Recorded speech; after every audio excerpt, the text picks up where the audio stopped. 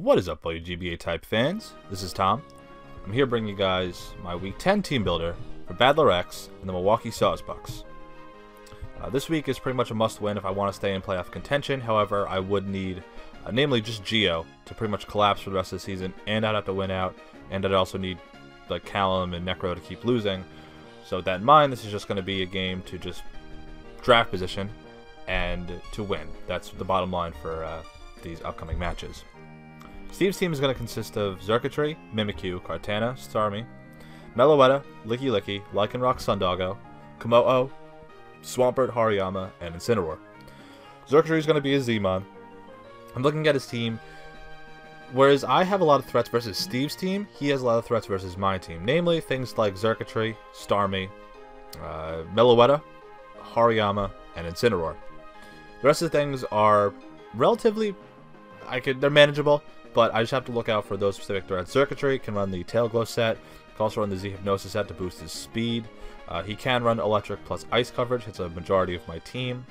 Mimikyu, the disguise is manageable. I actually tested on Showdown to see if Gardevoir or Porygon 2 could trace disguise. They can't. He can Swords Dance, but I do have a very good solid check in terms of Celesteela versus for Mimikyu. Same thing with Kartana. It follows in line right with that same idea. So those two physically are checked by something like Celesteela. Starmie, kind of have a problem with that if he's a Life Orb or even like a Specs variant. A lot of my team doesn't really want to take that on, and I don't want to, have to rely on Vaporeon to take those hits when he can then just go into Xurkitree if I have to recover using something like Wish. Next up, Meloetta. We've seen a Subcom Mind bulky Psychic type do work versus my team, whether you're talking about Envy or, of course, that Bending Over that I received from Mono. So Meloetta, certainly have to prepare for that. I really don't want that to, trip me up again and force me to, I guess, lose to another Calm Mind setter. Licky Licky is going to be, I think, one of his more walls, same thing with Swampert, either of which are going to be, obviously, Licky Licky could have Wish, it could be, they can go for Body Slam, try and paralyze a lot of the faster things on my team. Lycanroc Sundoggo, another rocker, same with Swampert. I don't see Lycanroc Sundoggo coming, but he can, just because, I guess, rocks and just rock coverage could be good for my team. Granted, I do have a fair amount of checks to that. Komodo, I think I have one of the best stops for Komodo in terms of Gardevoir in the game. So Komodo, it would need a good chunk of setup, if not a very high amount of bulk in order to effectively set up versus my team, or he can just use it as a late game win con to ensure, once Gardevoir goes down, he can then bring it in and start setting up. Swampert, rocker, annoying, because even like my physical defensive wall is not going to enjoy taking a Scald or an Ice Punch or an Earthquake. We've seen Steve use Swampert effectively in the past, however, we've also seen it just die outright to Grass Knot, like in the case last week. Then finally, his last two mons being Incineroar and Hariyama, both of which do cause me problems. Hariyama versus my team, I don't really have anything that wants to take a Guts boosted or a Choice banded Close Combat or Knockoff or Earthquake or Bullet Punch, Fake Out. Kind of the same thing with Incineroar. He has, since I used it, the Fire plus Dark coverage is a really good chunk to my team, and then he can run things like Earthquake or U-Turn or Fake Out to get that passive damage off. He can even run Scarf to outpace something like a non-scarfed Azelf or even Doggo, because I know that's how it worked for me at least. Hariyama, it's just slow, so whenever it comes in, I do have the potential to, get some good chip damage off on it, and then Revenge Kill it. But whatever it does come in on, that's not like one mon on my team, it's just going to blow it back with Close Combat or whatever move Steve decides to go for. So with that in mind, we're going to hop into my team. I suspect he'll bring, I think, Starmie, Meloetta, I think Hariyama and Incineroar are going to come. I think Swampert and Xurkitree are going to come. He also has the potential to bring like Komodo or Kartana or Mimikyu. I don't necessarily see Licky Licky or Lycanroc Sundoggo coming, but hey, it's Steve. You can't really predict sometimes what BattlerX is going to do, so got to keep that in mind. Looking at my team, we're going to see that I am going to be bringing Celesteela, Thundurus, Nidoqueen, Azelf, Zygarde Doggo, and of course Gardevoir. Celesteela here is going to be pretty much max HP, max defense, 20 speed, relax Celesteela, Heavy Slam, Air Slash, Earthquake, and Leech Seed. This is going to be my best answer for the combination of Scarf or Swords Dance Kartana, Swords Dance Mimikyu, or to an extent, Hariyama. It's not going to enjoy taking a Guts or a Choice Band at close combat, but it's my best switch in, so I'll take that for what it is. Also, I can bring this in pretty much on Kartana, and since that's his only grass type, I can then go for Leech Seed and ensure with the Leech Seed recovery plus the leftovers on whatever wants to come in, I can A, wear that down, but B, ensure that I get back a lot of the HP that I would probably be taking, damage for against a lot of his team. Also, some of his things are relatively bulky in terms of just HP stats, so I can get a good chunk of damage back off of them and in terms of Celesteel's HP. The 20 speed there it allows me to outspeed a speed creeping Hariyama because Celesteela outpaces Hariyama pretty substantially, base 50 versus base 61. So even at relaxed, I outspeed an adamant Hariyama that's creeping speed. So that's kind of the reason I'm going to be running that 20 speed. And if he's a Trick Room variant, then that's even better for me. The Air Slash is there to ensure that Kartana can't sub up versus me, and even so, Air Slash to a Kartana does 70% because that great 36 special defense stat. Next up, we have Thundurus. This is my best non-passive answer for things like Starmie or Xurkitree. Now Starmie, if it's a Life Orb variant or even a Specs variant, this is my best means of taking a hit, and then I could also, then kill it outright. Then Xurkitree, obviously will have something like HP Ice to hit this Thundurus for. Vaporeon is a little bit too easily set up on, as well as it allows a free switch into Xurkitree. Basically, if I bring a Vaporeon, if I go for a Wish, I go for Protect, because God knows I always seem to get set up on when I click Protect on some sort of evolution. He can go into Xurkitree, which then forces me to go out to Nidoqueen to then, stop him from mowing through my entire team if he gets a Tail Glow Up or tries to boost his speed or basically anything of that nature. So this is my best answer to, at least offensively, to something like Starmie. Now if he's like Psyshock, Specs, then this set doesn't matter, but if he is Specs and he kills something, I can bring this in and then threaten out the majority of his team. He has one ground type, so Psychic plus Grass Knot pretty much destroys a non-Rindoberry Swampert. If Swampert does come in, I don't see an item, I'm going to be U-turning out into my best possible answer, which is probably going to be Celesteela, thinking he might Scald or Ice Punch or something along those lines, or even try and get rocks up. Psychic versus Hidden Power Bird, we kind of went back and forth. Thunderbolt is obviously there for power. It hits everything that's not Swampert. I could U-turn for pivot, so I'm not trapped if Swampert does come in. And then Psychic, now where I can't hit the Incineroar, it's not going to enjoy taking a T-Bolt, but if I ran Hidden Power Flying, also, I could hit Starmie a little bit better, but that's what T-Bolt's for.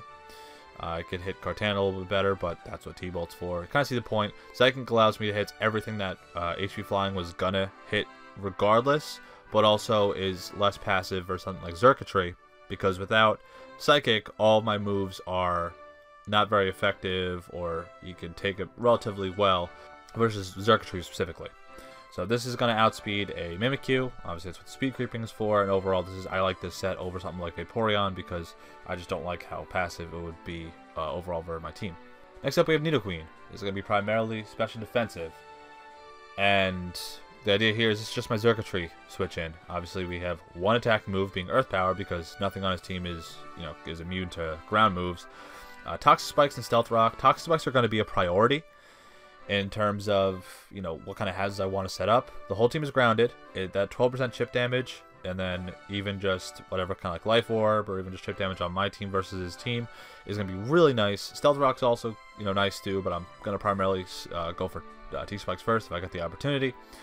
Primarily Spadef, this takes on Xurkitree really, really well. Plus the Yachi Berry, even if he's at +3, I believe a Hidden Power Ice only does 46%. So I can then knock him outright with an Earth Power, which is what the special attack is there for. If he's not running any HP or Spadef, I can then just go ahead and click Earth Power, and it does a lot of damage, if not outright kill Xurkitree on the spot. And then finally, the Taunt is there to shut down things like Wishes from Licky Licky, Stealth Rock from Swampert, and it can also shut down Trick Room if a lot of his team is super slow. If Mimikyu wants to go for Trick Room or Meloetta, kind of get my point. This is just my best switch in and my only switch in for Circuitry, so it can't just Volt Switch and otherwise T-Bolt my entire team. Next up, we have a mon that I am so excited to use because finally, ladies and gentlemen, we're using a Z Crystal on Azelf. It's about fucking time. I'm actually really, really excited to use Psychium Z on Azelf this week. I was going kind of like with a Choice Banded set. I was thinking, I mean, maybe I could have used something else that wasn't Azelf, but this thing is a really good matchup. Zen Headbutt, Knockoff, Power Punch, and U-Turn. U-Turn gives me pivot so I can get into things like Thunderous or Gardevoir. Mainly Gardevoir and Zydog, which you'll see in a second. But Max with HP. Basically, this thing is just going to be some sort of setup sweeper, if not just bust holes and pivot. Zen Headbutt hits like the majority of his team. U-Turn out, I can constantly get into a better matchup. Power Punch plus Zen Headbutt or Shattered Psyche busts a max defense Licky or a max defense Swampert, or even just a max HP Hariyama, even though I'm pretty sure Power Punch plus Zen Headbutt busts Hariyama regardless, even if it is AV max HP. Knockoff is there for good utility. That hits things like Starmie and Mimikyu. It's also just a utility move that has a good amount of power. Basically, I can U-turn if he has, just for scouting purposes, see who's going to bring in to get that better matchup.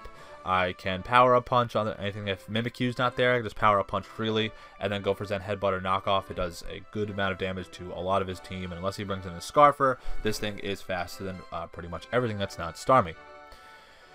So I like this Azelf. The thing that's going to probably threaten this out is potentially like Incineroar if he leads with it, and Scarf. I really don't want to stay in, take a U-turn or a Darkest Lariat. This thing obviously threatens out Komodo. It does a good amount of damage to a defensive, like I said, Licky or Swampert. I really like this Azelf set, and I really, really, really hope I get to click the Z move, because as you guys know, I have not clicked it at all this season. Next up, a very, very easy bring this week. Holy crap. Banded Doggo, no 1,000 arrows, because again, grounded team.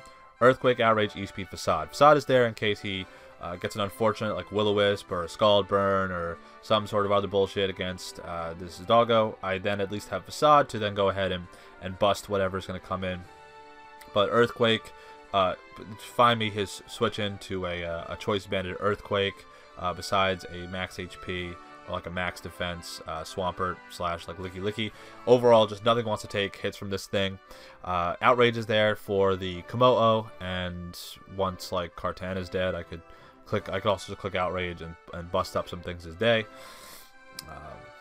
Once this comes in, essentially whatever I'm facing, or whatever Steve wants to switch in, is going to take a lot of damage. And then E-Speed is there for just a lot of plus priority, and this is just a very easy bring. This is what I made first, and then I made the Azelf set, and then we kind of worked around from there. The walls kind of came second, things like Celesteal, Thunderous, Nidoqueen, and then the Gardevoir kind of fit in there because it just has a very good matchup in terms of what its coverage moves. This Doggo set should do a lot of work this week, just based on the nature of Steve's team. Because like we saw Landorus last week with Earthquake do a lot of damage, this thing should also follow suit. Next up, we have Choice Scarf Gardevoir. This is my Scarf check to a lot of his things. This is meant to outspeed a modest Circuitry. So, timid with Scarf, I can then outspeed it a +1. If he's timid, obviously that goes out the window. But this thing is just a check to a lot of his things I don't suspect are going to be Scarf. Things like Lycanroc, things like Kartana, things like Starmie. Moonblast Psychic covers the majority of his team. I can Moonblast Circuitry, Mimikyu. Kartana's not going to enjoy a Moonblast. Starmie's not going to enjoy a Moonblast. I can go all the way down. Psychic is there over Side Shock for things like Komodo, things like a defensive Swampert, things like, I could have ran Side Shock for Hariyama, but that's kind of what Moonblast is for there too. Basically, this thing is not staying in versus Hariyama regardless, and even if I did run Side Shock, I just kind of Psychic a little bit better. Take that for what it is. Max Special Attack, a little bit of HP. This has defense for, for Mimikyu. Shadow Sneaks. It's my best possible investment in terms of taking, the rolls for Shadow Sneak on Mimikyu. Another fast win condition for me. I just basically this combination of the Azelf, the Zydog, and the Gardevoir allows me to pressure his team the best possible way. Trace is nice for his team because if I can trace something like Beast Boost, which would be fantastic, maybe Thick Fat for whatever reason, Serene Grace from the Meloetta, or even a Analytic from Starmie. Because if he isn't Scarfed, I'm going to pace it. If he switches out, nothing on his team wants to take a Analytic boosted Moonblast. I don't even think Hariyama's going to want to take that hit. And that could probably outright just destroy, do a lot of damage to a Licky Licky. And then finally it has Trick, so I can cripple something like Licky Licky or even Meloetta late in the game. And then Healing Wish, so that I can replenish a Win Con like Thundurus, maybe even Azel for Doggo later on in the match if I need to do so. But that's the team. Sorry if this ran a little bit long. You know me, I do my team builders around 20 minutes anyway. I'm very excited about this team. I think this is probably my most fun matchup I've had in weeks. That's saying a lot after how this season has gone, from that whole gauntlet to then facing Geo. And this match I think is certainly winnable on both ends. I'm giving a lot of credit to Steve, because even though his team is not the best on paper, I do think just this matchup has a lot of potential for him to win. So I'm going to enjoy this match. Steve's a good friend of mine. Hopefully we both have a good match. So with that in mind, I will end this here. If you have any questions, please leave them in the comments down below. I will answer, and of course my battle's going to go up tomorrow. Not sure what time, but you guys will see. So with that in mind, I'll talk to you guys tomorrow. Later.